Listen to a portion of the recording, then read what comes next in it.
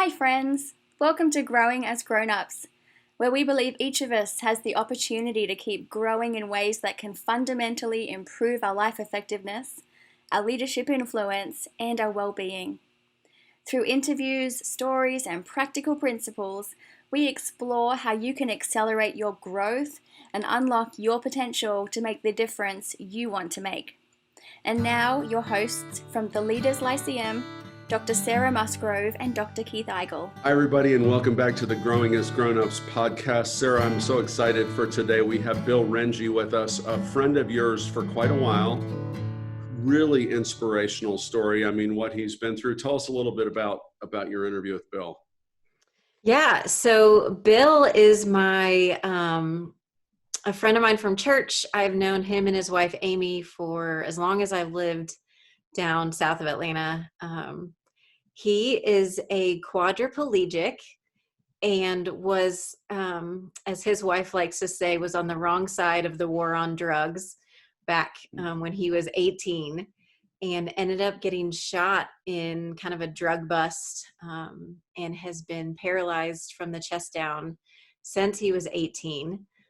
Has gone on and has won 2 gold medals in the Paralympics playing wheelchair rugby, which, if you've never seen it, is terrifyingly intense.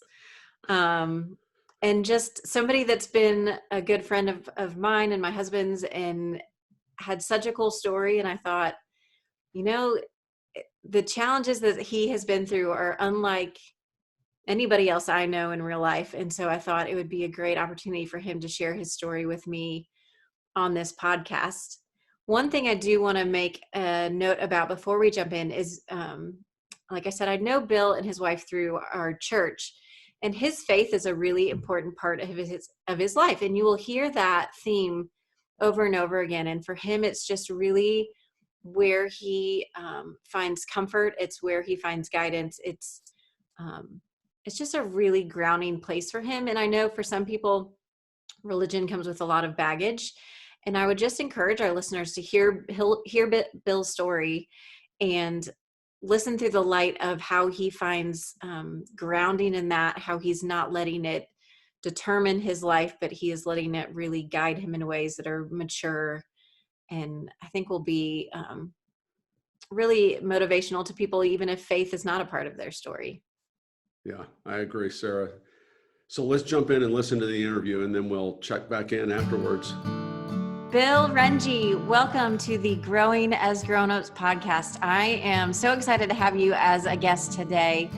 We have been friends for about 3 years, I think, and our families have really done life together for the last about 2 years. And I know bits and pieces of your story, but I've never actually sat down and had a conversation with you about your full story. And so I thought, hey, why not do it on a podcast for everyone to hear? So why don't you just tell us a little bit about who you are, and then we'll jump into the interview.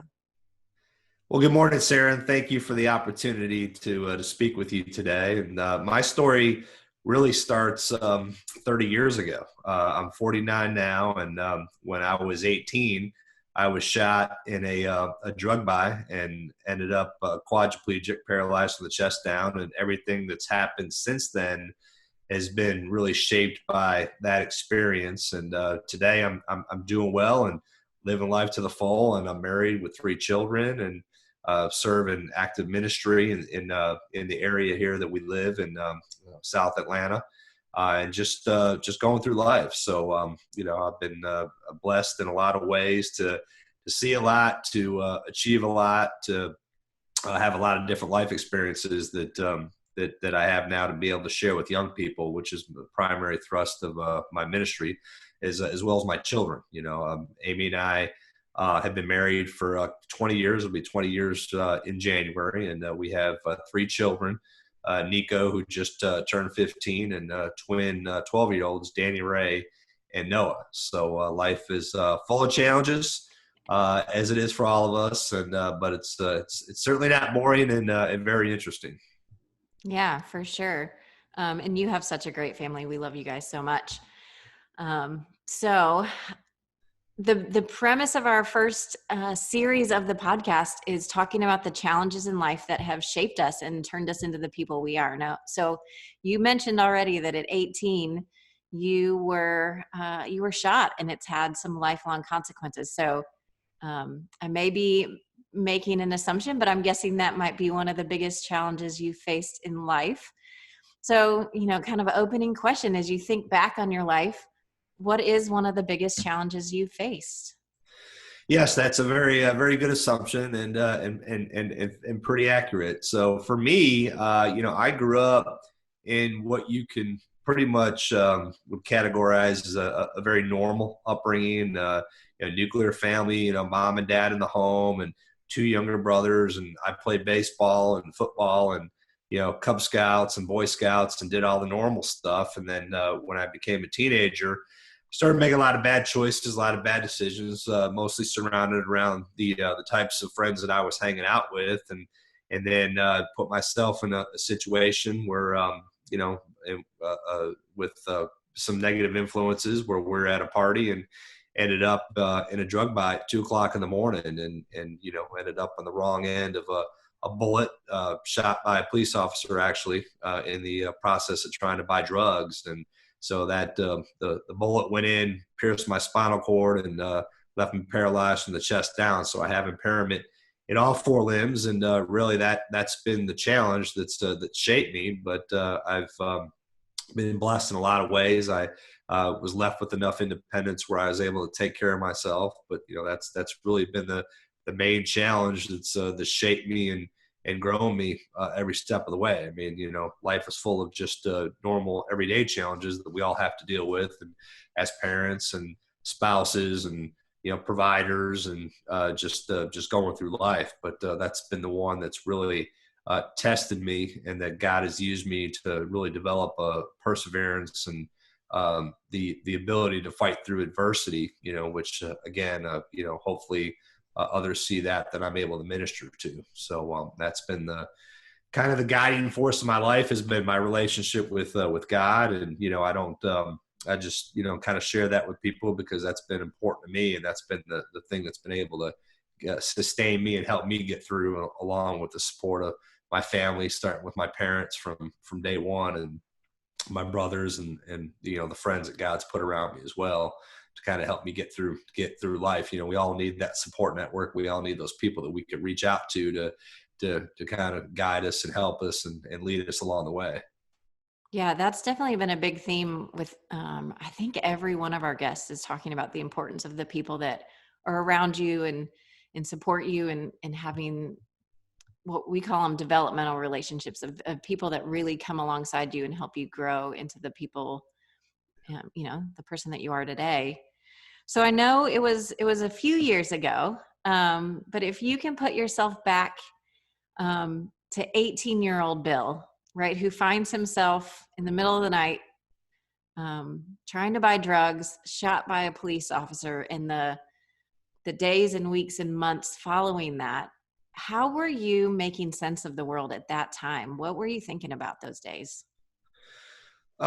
Just trying to deal with the shock of it all, and what life was going to be like. When you grow up, nobody says they want to spend their rest of their life in a wheelchair, or spend their life as a quadriplegic. And so obviously that wasn't something that was on my radar growing up through middle school and high school. And now all of a sudden I'm 18. I'm a recent high school graduate, and okay, what does the rest of my life look like? And but for me, there's just always been a sense of resiliency inside of me that's I think a trait that I inherited from my parents, and just always being one that was able to look on the bright side of things. Like, okay, for me, early on, when I realized I had enough independence to be independent, to live independently, to be able to take care of myself and get up and get out and go drive a car and do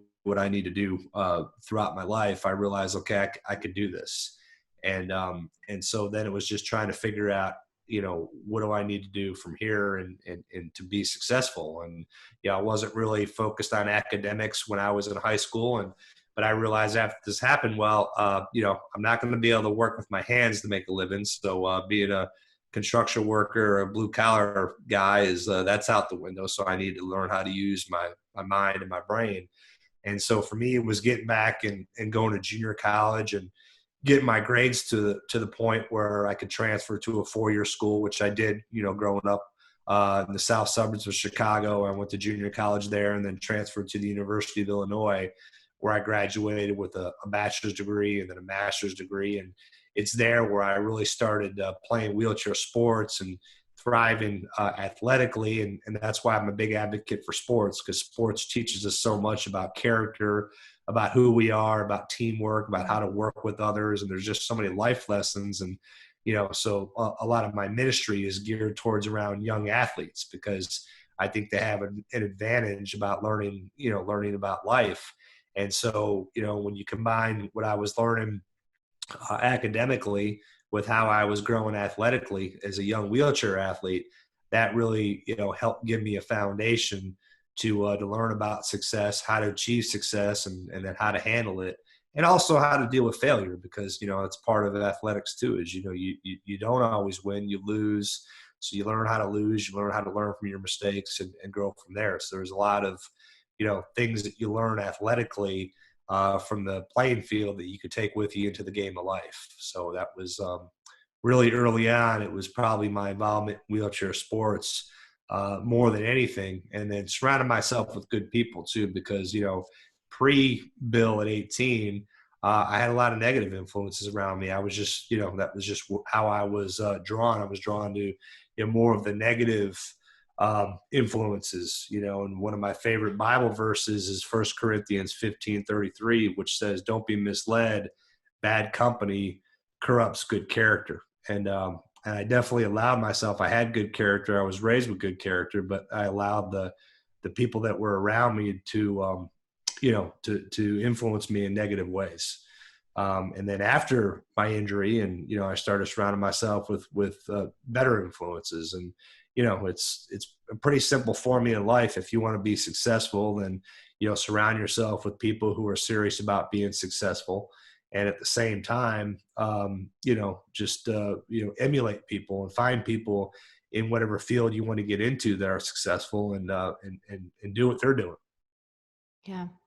And that especially, this happened to you when you're 18, developmentally, like that's such an important age for you to be mindful of the people that you are surrounding yourself with, because, you have teenagers, I have teenagers. It's like those early years are really when we are looking to the people around us as examples of who we want to be, what we're going to do, the choices we're going to make.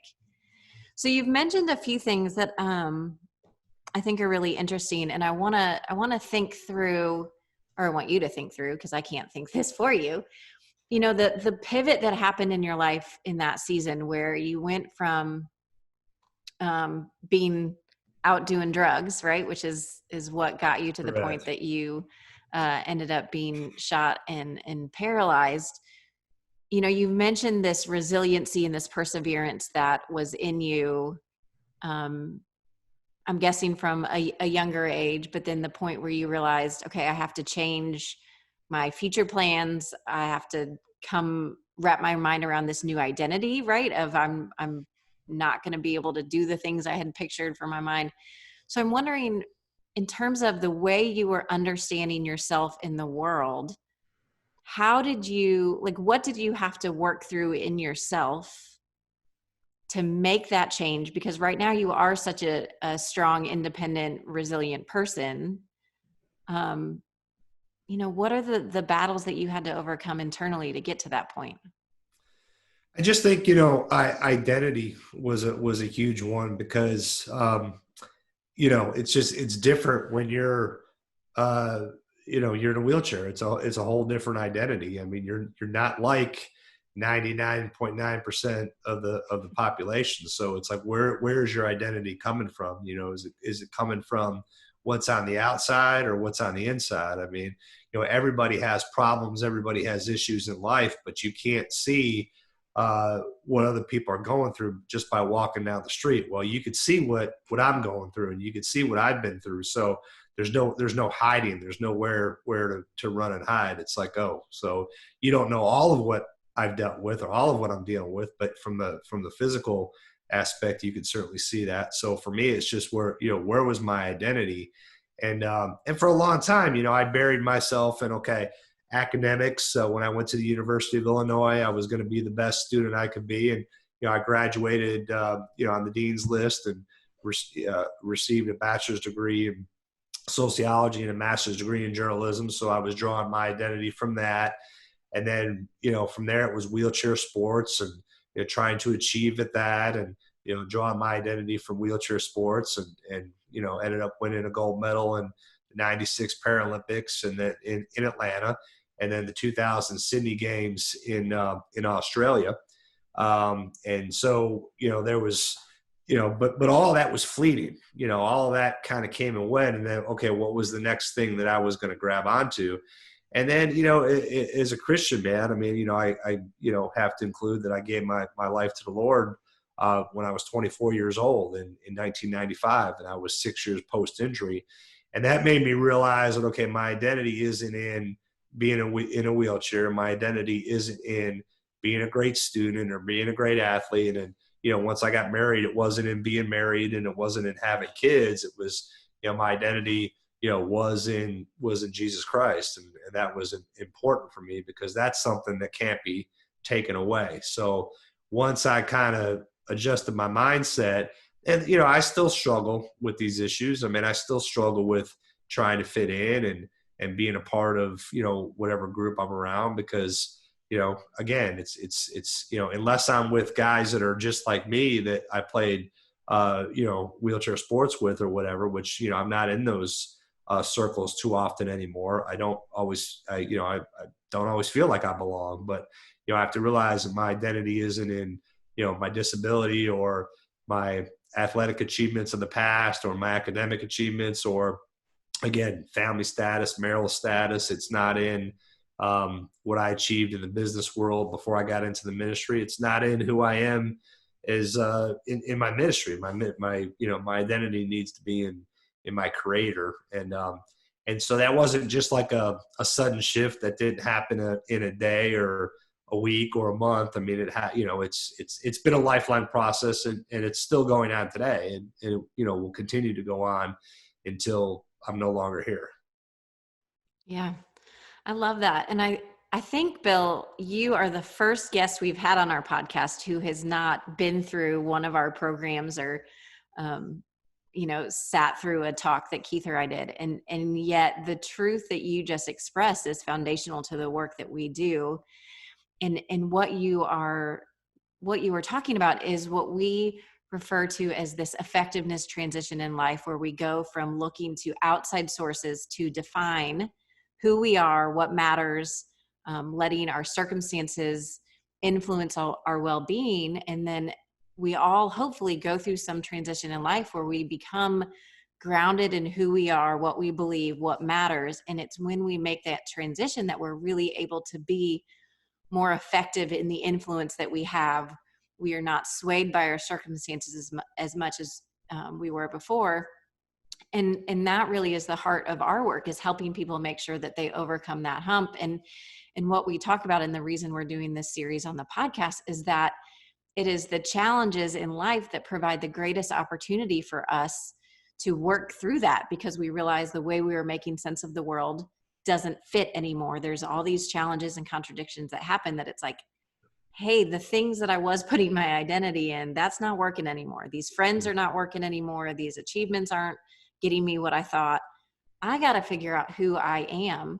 And for some people, we talk about the average age of that transition happening is right around 40, but you had this massive challenge that happened to you early in life that made you wrestle through that a lot earlier. And so, the thing is, we have to look at people like you, and we look at Martin Luther King, who is somebody who made this transition way early in life. And it's like, we don't all have to wait for these big challenges to come our way, right? Like, I don't have to go through what you went through in order to go through that internal process of establishing my identity. I can use the challenges I face with friends, or 2020, I think, has provided everybody with enough challenges to go, oh, the job that I Absolutely. thought was going to get me through, the job isn't working. Or, struggling raising teenagers, as well as I do, that is bringing a whole new world of challenges. And I think, that really captures, your story really is a great example of how this massive challenge that happened to you had such an influence. But for even people like me who haven't had a big challenge like that, but have had a series of little ones, we can still use that same principle. So I don't want to jump over this just because I think it's pretty cool that I have a friend that has gold medals, but will you just tell a little bit, you've mentioned a couple times your wheelchair athletics, just what your involvement with that was, and the cool things that have come out of that. Yeah, I mean, I've always been a sports-minded person and love sports from a fan standpoint and playing sports. So I was always involved in athletics growing up. Unfortunately, I got away from that in high school when I was a little more focused on doing the wrong things, and I didn't want the sport, the discipline and the structure of sports, and it was more fun to like go out and party and do that kind of thing.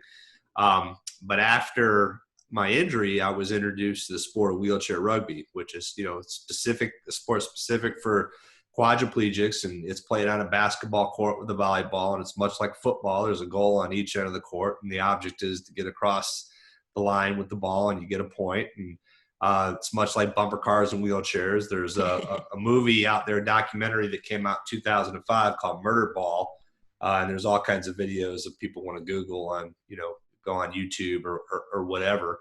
But that really filled a competitive void for me. And it wasn't something, again, that I jumped into and I was great at doing. I mean, my first year, we had 14 guys on the team, and I was 12th on the depth chart, and didn't even make the traveling squad with the club team that I was playing with in Chicago. And so, but by my second or third year, I became a player that was a starter.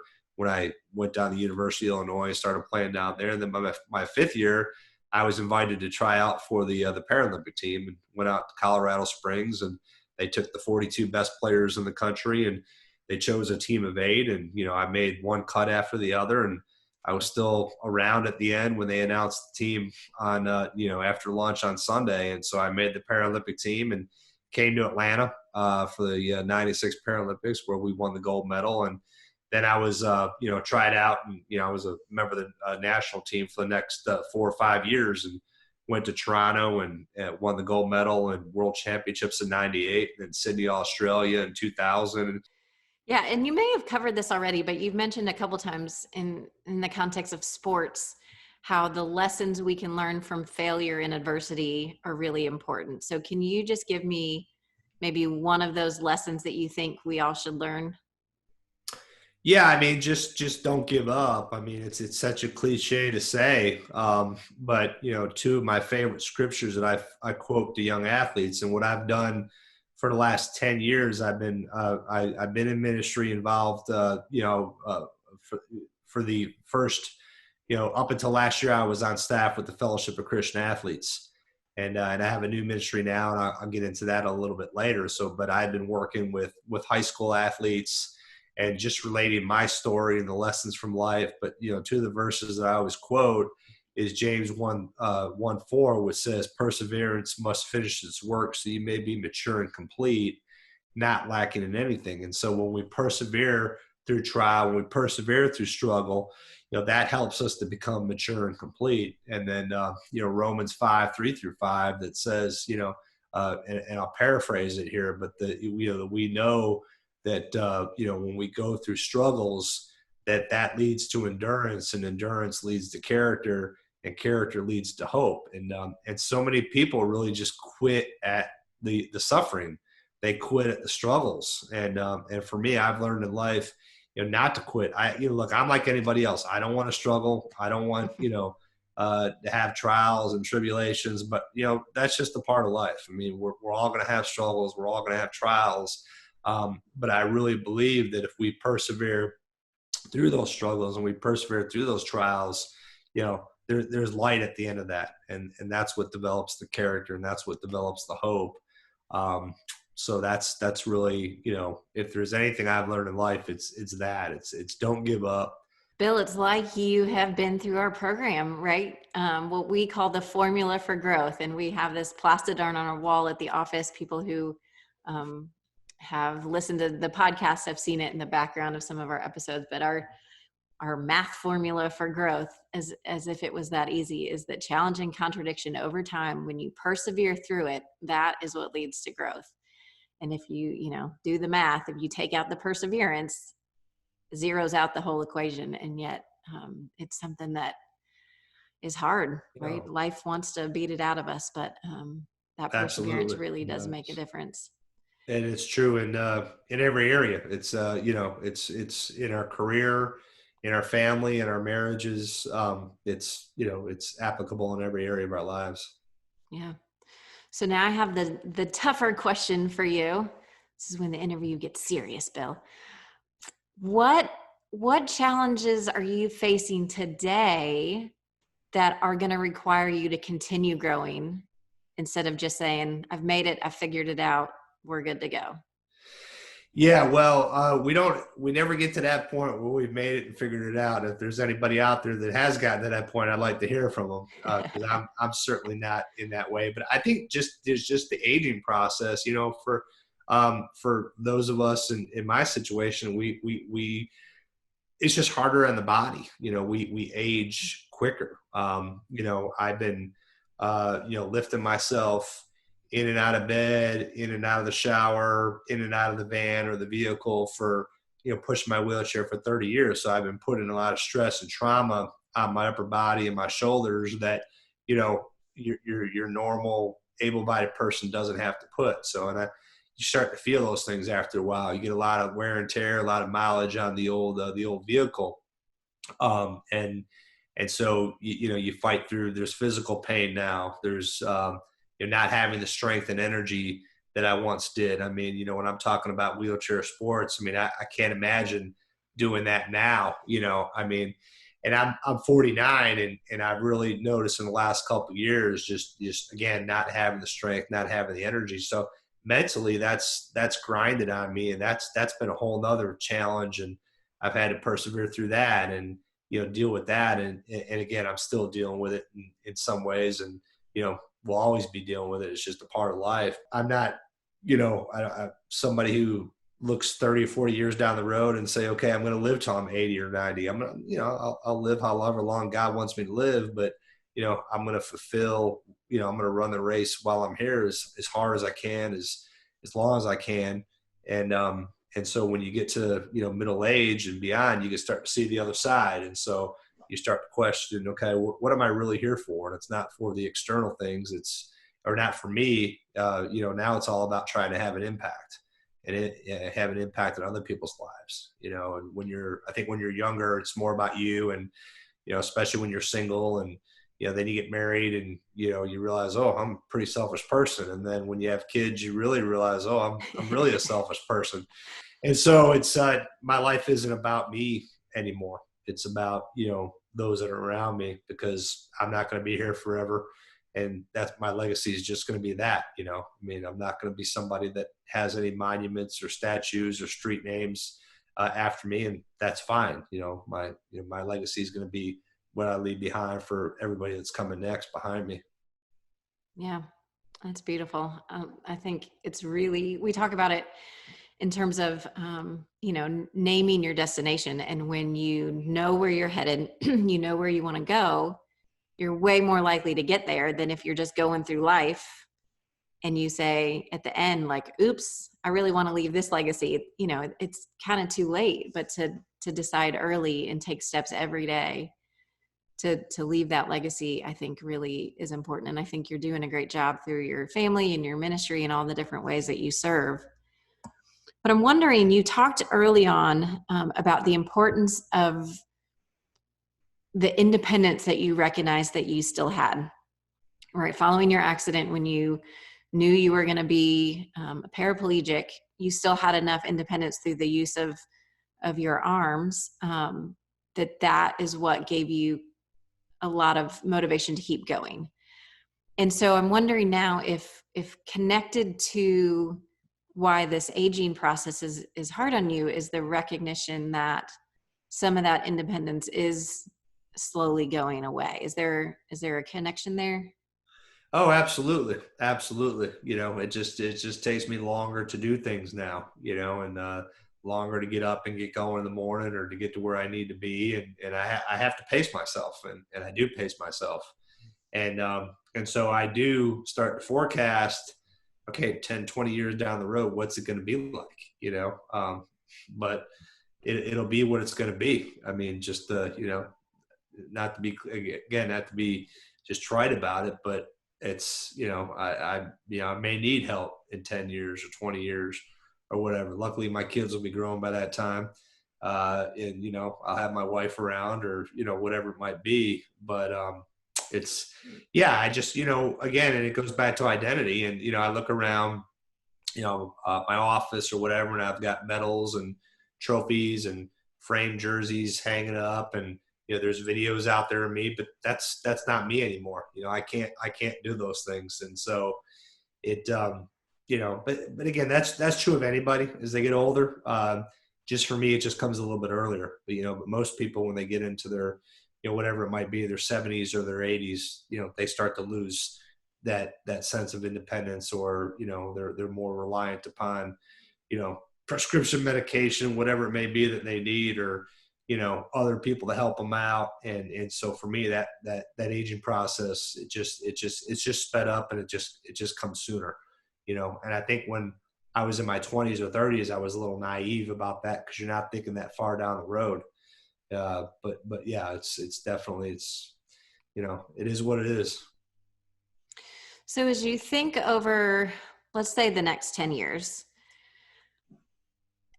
and you think about what it's going to take for you to come out of these 10 years as the man you want to be, leaving the legacy you want to be, what growth is it going to take from you in order to get to that temporary destination? Because we're going to count on you living more than the next 10 years, but over the next 10 years. Yeah, whatever it may be. Just digging in, for the long haul, and growing in my faith. I mean, the less that my identity is in who I am physically, the more it's become who I am spiritually. And so it's really just been digging into my faith, my trust and my hope in my Savior, and that the fact that He's got me, and relying upon that whatever's written is going to be done.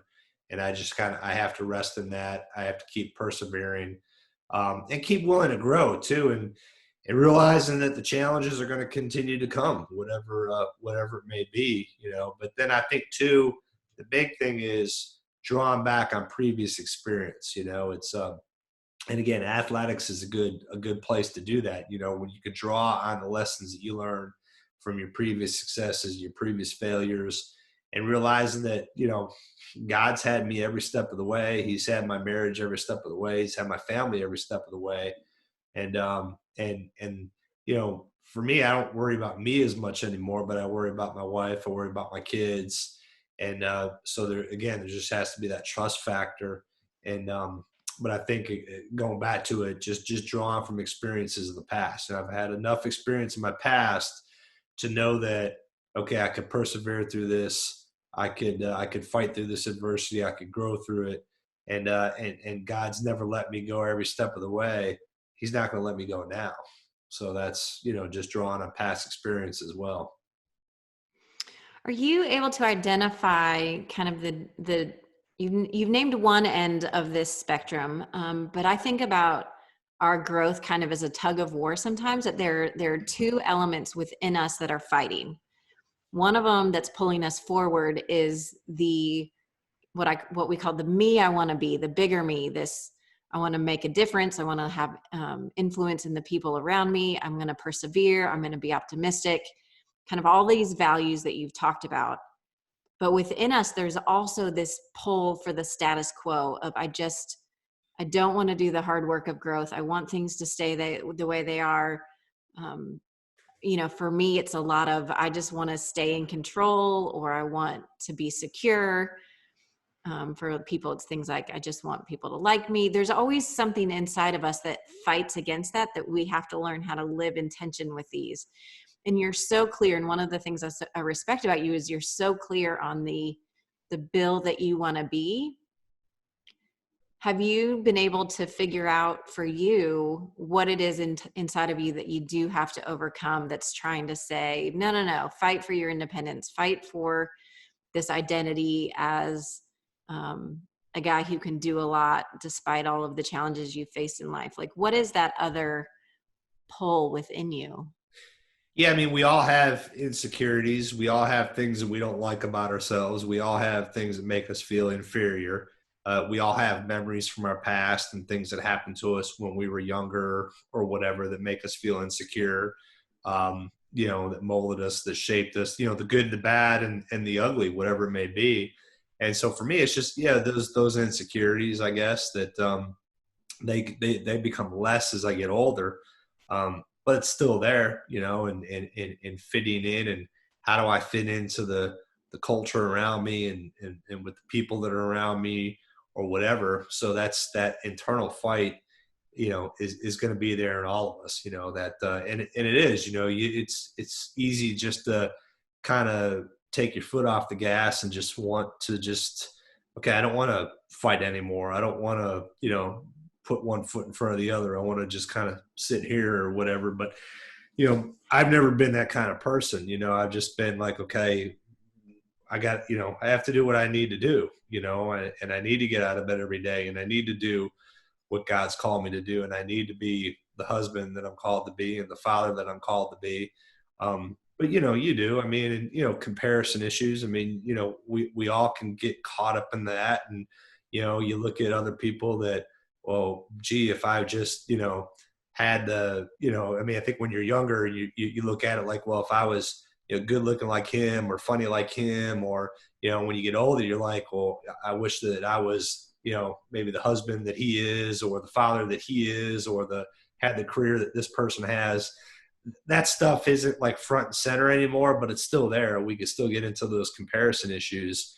And so again, it's just keeping the eyes on the prize.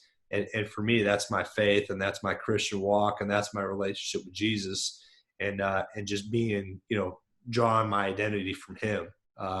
But those old insecurities they're always right there, right behind the corner for all of us. And so it's, I mean, that's kind of where, the struggle that we'll all have, and that certainly I have, and I'll have to the day I die in some ways. Yeah. Don't you just wish they could all go away, that we outgrow them at some point in the last few decades of our life? We're just sitting pretty, but it would be, but those are also the opportunities for growth too. And again, so how do we look at it? Is glass half full or glass half empty? There you go. Bill, you just need to come teach for us. That's how it works. Yeah, that's how it goes. All right. Sign me up. So as we wrap up, I just want to give you a chance to tell our listeners kind of what's going on in your life right now that you're excited about, how people can find you and follow what you're doing. Just tell us what's going on right now. What are you excited about? I'm just excited about being able to have an impact on the lives of others. And that's really, through my marriage and through my family, and through our church involvement, and through my ministry. I launched a ministry called Life Change Concepts a little over a year ago. And that's a personal finance and a financial stewardship based ministry, and focused primarily on young people and late teens and early 20s, and people that are just kind of getting started in life, to help them develop the financial and the time management skills that they need to be successful. And so many people that I'm sure you run into, that I run into, that are in their 40s or 50s, that develop these skills when they were young, and they're having issues now, and whether it's personal issues or marital issues or family issues and debt issues. And so if we can help young people kind of lay that foundation of what it looks like to to manage your time and to manage your money, and to do it according to God's word. It's all scriptural and biblical based, but we build that spiritual foundation and then branch out into, okay, what does it look like to invest God's way? What does it look like to buy a car and purchase a home and stay out of debt or get out of debt, or budgeting, planning, and just aligning your life in a way that glorifies God, but just makes it a whole lot smoother. And so that's what I'm excited about. I like working with young people, and I'm still involved, with FCA. That'll always be an extension of what I do. And so I'm a team chaplain at a local high school here, working with the football team and the baseball team. So I get to pour into young people and pour into coaches, and just trying to leave that impact for the next generation. Because like I said, 50 years from now, 40 years from now, 20 years from now, whatever it is, I'm not going to be here anymore. And the only thing that's going to matter is, what kind of impact that I leave behind for the next generation, and certainly pouring into my kids and trying to prepare them and, give them that foundation. And I can't wait till they can get a couple years from now where they could take my personal finance class. And, my 15-year-old, he if he gets money, he spends it right away. I mean, he can't keep $2, so I look forward to when he could take my class. But so that's what I'm excited about. I'm excited about ministry work, and that's kind of what drives me at this point. And again, and all that takes place through my marriage and my family and my church involvement, and then the ministry that God's blessed me to do now. I love it. And we will definitely link our listeners to Life Change Concepts in the podcast show notes and on our website. So if anybody themselves is interested in some financial planning lessons and involvement, if they have, probably a lot of our listeners might have young adults in their family, grown kids that might need that. So we will definitely give them your card. Hope you're open for business if we find some people that are interested. Absolutely. And we could do it virtually too for people that aren't local. So that's fine. It's one of the things that's come out of this COVID world is we've all become accustomed to Zoom. So. Right. Oh, I'll be glad when this season is over, but I think Zoom is going to be a part of our life forever. So Bill, as we wrap up, any last words of encouragement or advice you'd want to give to our listeners? You've already given so many great nuggets about perseverance and identity and digging in. Anything else you want to say in wrapping up? Yeah, it's really that kind of sums it up right there. I mean, just don't give up and keep fighting and draw your strength. For me, I draw it from the Lord. And then for those that are around me, with when I was younger, it was, doing it for my parents and through my parents. And now it's for my wife and my kids. And, no matter what you're going through, God can use it, and he will use it if you allow him to. It's we all have those struggles. We all have those trials. We all have things that we have to fight through. And it looks different in different marriages and different families and different individuals. But, life it's not easy, and it wasn't supposed to be easy. But there's great reward when we meet and face and overcome those challenges, and until those next challenges come along. That's just how it goes. So true. So true. Well, I am so thankful for the role that you and your wife, Amy, have played in my life and my family's life. And I love the ministry that you are doing and investing in the people around you. So really grateful for you taking the time this morning to share your story with us and talk about the challenges that you have faced and in your journey to become really grounded in who you are and what matters. And I think it's an inspiration to everyone who will be listening to our podcast. So thank you so much for everything you do. Well, thank you, Sarah. Appreciate the time. I enjoyed the discussion. All right. We'll talk soon.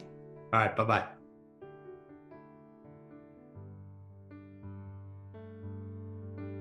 Sarah, like I said at the beginning of our time, what an inspirational story. And it's a set of challenges that I think while we think we can imagine it, we can't imagine it. I mean, one of the things that really hit home for me was this 30 years of upper body strength and just what that does to you physically. But when you think about the emotional cost, the psychological costs, just all of these things, what a great story Bill is. And listen, you're right. The faith thing is a huge part of his story. For me, there is a difference between having your faith kind of define you from the outside in, as we talk about in a leader level sort of way, and really taking ownership of what your faith means to you. And I really put Bill in that latter category. And again, you made this encouragement early on, but I would encourage people to not be resistant in that environment, but to actually be curious, right? To actually, what is it? And for Bill, you can tell the faith is bigger and it's continuing to grow. And that's what happens when we grow with all parts of our understanding, but especially faith perspective. So really appreciate where Bill's coming from. And just hope for our listeners that for any of them that wasn't, I can't listen to this anymore, because I feel like Bill's story is a story worth that people need to know about. Yeah. I think that ties into one of the things that was so moving to me in his story is this happened to him when he was 18, right? Yeah. It's hard for me, and I'm younger than Bill, but it's even harder for me to go back to 18 and all the things I had planned for my life and all the things I had imagined, and that all gets stripped away for him in that one moment. And he had to go through and say, okay, who am I now that I can't do these things, right? And he talked about how he then had to pivot his whole life, and instead of being able to use his hands, he put his efforts into academia, and then he went and put his efforts into sports.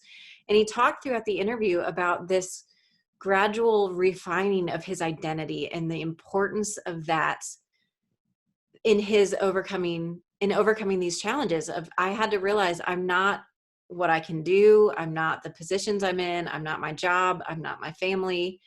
And for him, it did land in this faith groundedness. And then, now it's moving into this, and what's the legacy I'm going to leave? What is my life going to mean to the people that I have a chance to impact?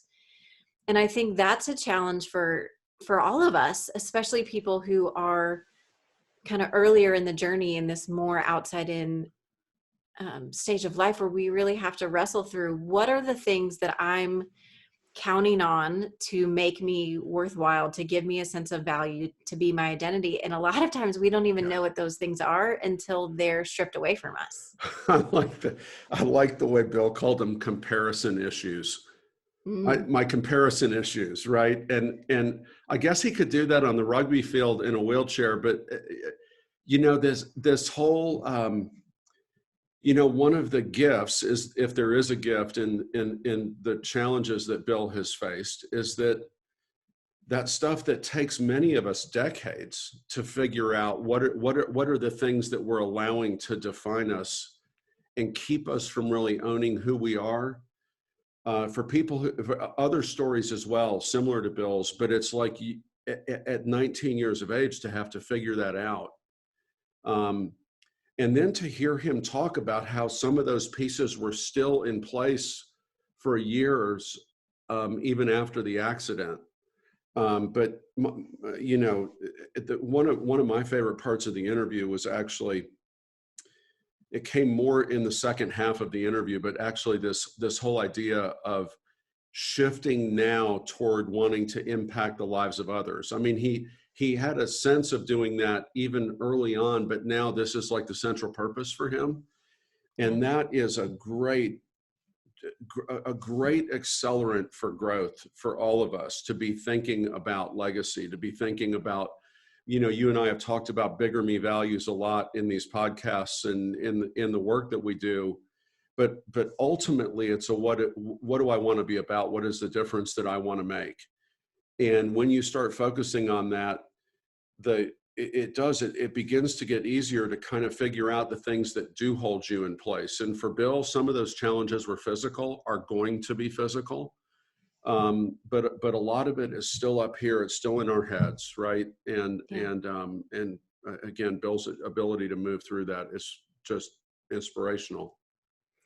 Yeah, one thing that didn't come out in his interview, just related to that, in this idea of how do I impact those around me. Bill he talked about how he does financial counseling with young adults. He does marriage counseling. He does spiritual mentoring, but he also has jumped in feet first into the racial tension. And he's written a book about kind of reconciling the black-white division, and he's leading conversations in that arena that are really powerful. And I love that his influence is broad and far reaching, and not just the guy in the wheelchair who talks to people about being in a wheelchair. It's like at times you almost forget, when I first met Bill, it was, oh, this is my friend in a wheelchair. And now it's like, oh, I forgot Bill's in a wheelchair. Okay. Because his life is so much more than that these days. And I think he's just done a really great job finding all the ways that he can make a difference in people's lives. And it's really beautiful. And one thing that he referenced in this podcast that we've had more conversations about, and I've heard it from other people as well, is just this idea of, for him, his disability is on the outside for people to see, right? People can look at him and go, oh, I see the obstacles you have to face and the barriers you have to overcome. But we all have some sort of metaphorical wheelchair that holds us back. We just get to hide ours more. And so the challenge of like, how do we all acknowledge there is some disability going on in us that we need to deal with and not try to hide it so much? And I just think that's a really cool challenge and encouragement to everybody. It makes me think of Jeff Henderson's statement that I'll always walk with a limp in that area. Yeah. But anybody who knows Jeff doesn't know that he has that limp, right? It is well disguised.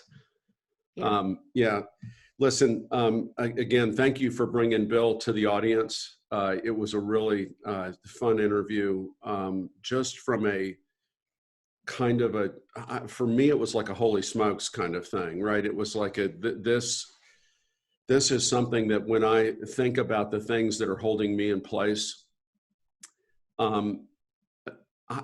they feel petty, right, at times, and especially when I get to hold up a compare and contrast in some ways in this way that we got to see in this interview. So I'm so glad that people were able to join us for this one, and we will see you on the next episode of Growing as Grown-Ups. Take care. Thank you so much for joining us for another episode of Growing as Grown-Ups. Take a second and subscribe to the podcast so you don't miss any future episodes, and tell your friends. You'll find all of the goods related to this episode, including the transcript, videos, links, and other ways we can help you keep growing as a grown-up, on our website, growinggrownups.com. Growth isn't easy, but it's completely within your reach. Until next time, journey well, friends.